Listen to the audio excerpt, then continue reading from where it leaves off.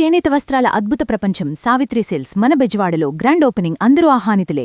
పెళ్లి ఎప్పుడు చేసుకోబోతున్నారు మీరు ఇద్దరు? త్వరగా మంచి సంబంధాలు రావాలి ఇద్దరికి. All the best. Thank you. Develop అయిపోయారు ఇద్దరు. మరి అట్లే లేదండి, బేసిక్ ఇలా ఎన్ని ఇంటర్వ్యూస్ లో చెప్తావని చెప్పేసి కళ్యాణం వచ్చినా కక్కు వచ్చినా ఆగదంటారు. అది వచ్చే టైం వస్తే అది వస్తుంది. అంతేగాని మీరు ప్లాన్ చేయట్లేదు. మనం ప్లాన్ చేస్తే ఏది అవ్వదు, చెప్తున్నాను కదా. మనం మీరు ఎప్పుడైనా సరే లైఫ్ లో గుర్తుపెట్టుకోండి, ఒకటి మనం ప్లాన్ చేసి దాన్ని రీచ్ అవ్వాలంటే అవ్వలేదు. ఓకే, ఒక్కోసారి అనుకోకుండా అవుతాం. మీరు ప్లాన్ చేయకుండా అయినవి ఏంటలా మీ లైఫ్ లో? నేను ప్లాన్ చేయకుండా అయినవా ఏమీ లేవు, మరి ఇప్పుడు ఏమీ లేవు. ప్లాన్ చేసేయనియా? అట్లా కదా, అంటే ఈ వీటి గురించి నేను చెప్తుంది. ఓకే, నేను ఐ థింక్ మనం రెగ్యులర్ గా ఏదైనా సరే కష్టపడితేనే మన దగ్గరికి వస్తా, అది వేరు. నేను అంటే ఇవి ఉంటాయి కదా, ఇప్పుడు మనం ఇల్లు కొనాలన్నా పెళ్లి చేయాలనుకున్నా అవి మనం ఏదో అనుకుంటాం, కానీ అది మనకు సెట్ అవ్వాలనుకున్నప్పుడు అవుతుంది.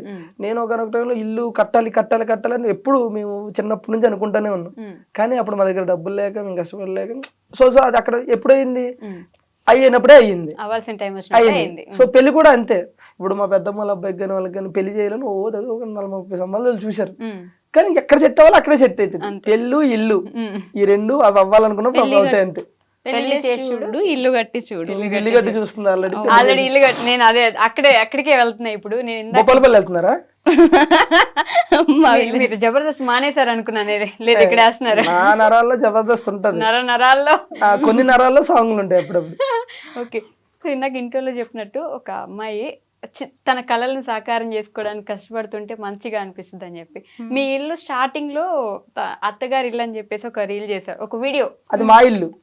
తర్వాత వాళ్ళ ఇల్లు కూడా చేశారు కదా, ఎందుకు చేశారు?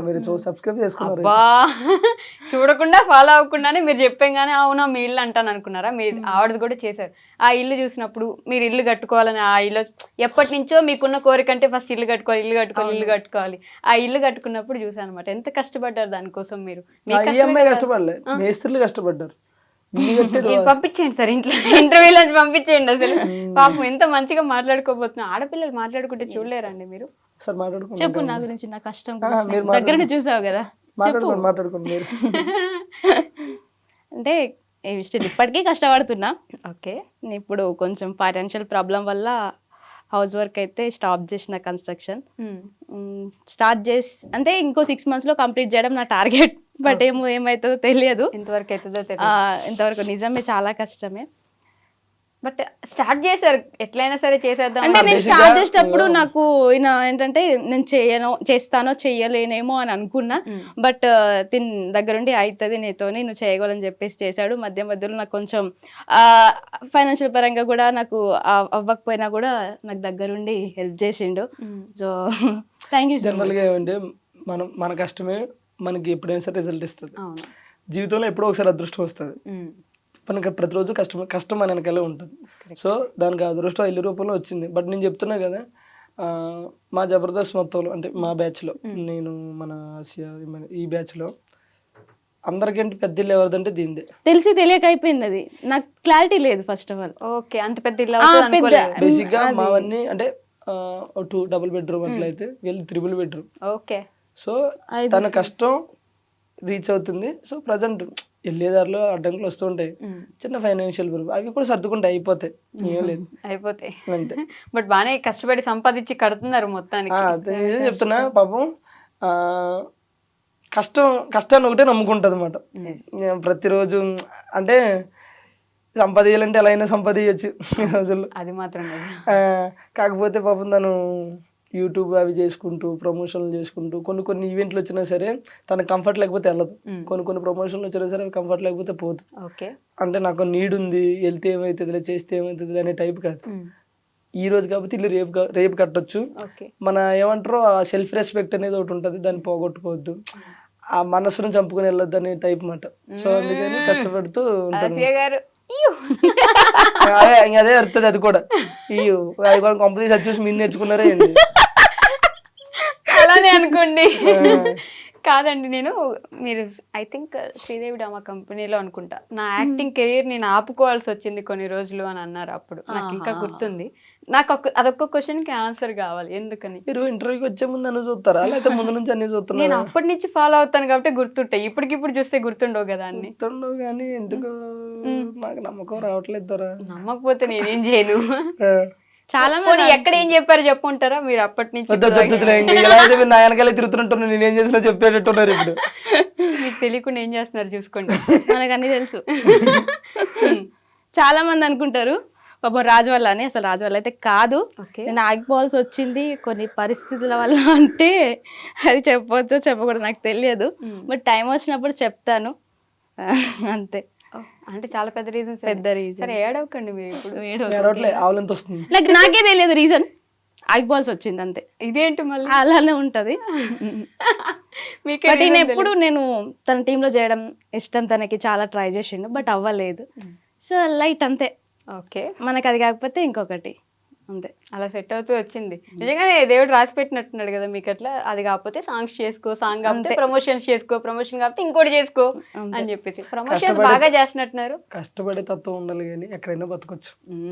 ఓకే, నేను అడిగిన దానికి ఆన్సర్ చెప్పు. ప్రమోషన్స్ బాగా ఏమి ఉండదండి, ఏ వస్తే చేస్తాం. మేము ఎక్కువ యాక్టివ్గా ఉన్నాం సోషల్ మీడియాలో. ఒకవేళ ఉంటే మంచిగా వస్తాయి ప్రమోషన్స్. అట్లా లేదు, యాక్టివ్ బాగానే ఉంటాం. అదే కదా, మనం 1 వీక్ ఉంటే తర్వాత మళ్ళీ గ్యాప్ తీసుకుంటాం. మళ్ళీ యూట్యూబ్ లో మీరు ఎంత కాన్స్టెంట్ గా ఎంత కంటిన్యూస్ గా వీడియోస్ పెడతారో తెలుసా? వామ్మో, నేను పెట్టట్లేదు ఈ మధ్య. నిన్న కూడా పెట్టినారు మిస్ యూ రాజు. అదే వీడియోస్ చేసుకున్నావు అయితే నువ్వు.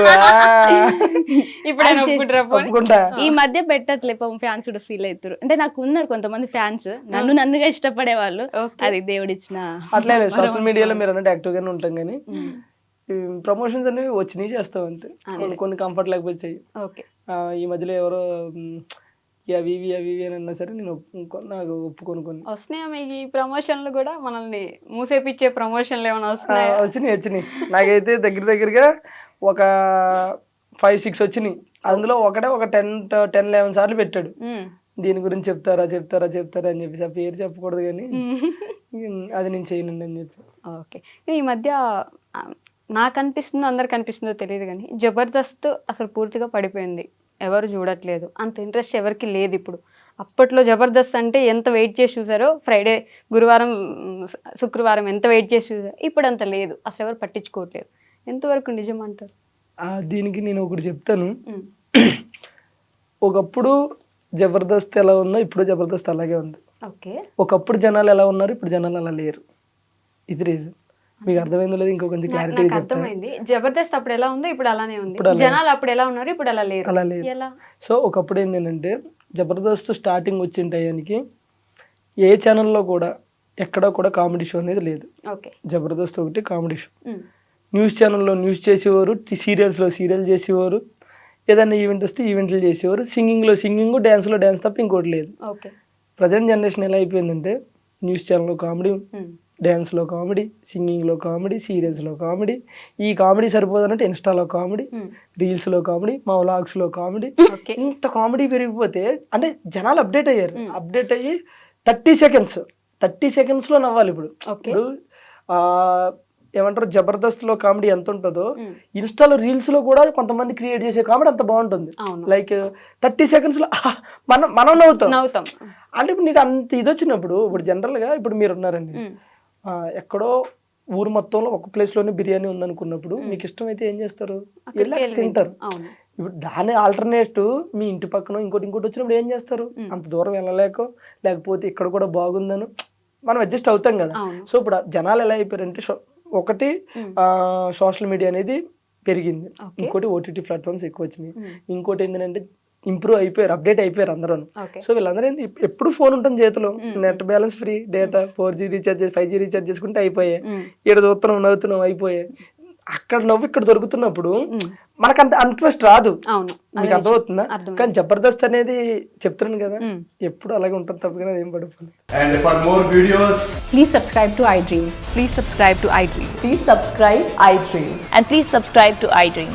For more videos, subscribe to iDream. please like, share and subscribe to the channel. Congratulations, iDream. Subscribe to iDream. Subscribe to iDream. So subscribe to iDream Media. iDream team అందరికి huge congratulations. Please subscribe iDream Media. Please subscribe to iDream. Subscribe iDream. Please subscribe to iDream. iDream అంటే నా కళల ఛానల్ను subscribe చేసుకున్న నోరు తిరుగుతలేదు, మీరైతే గంట గుర్తు కొట్టండి. For more such videos, please subscribe to iDream. Subscribe to iDream. Please subscribe to iDream. Please subscribe iDream Media. Please do subscribe to iDream. Please subscribe to iDream Media. For best entertainment and information, please subscribe iDream. And don't forget to subscribe to iDream.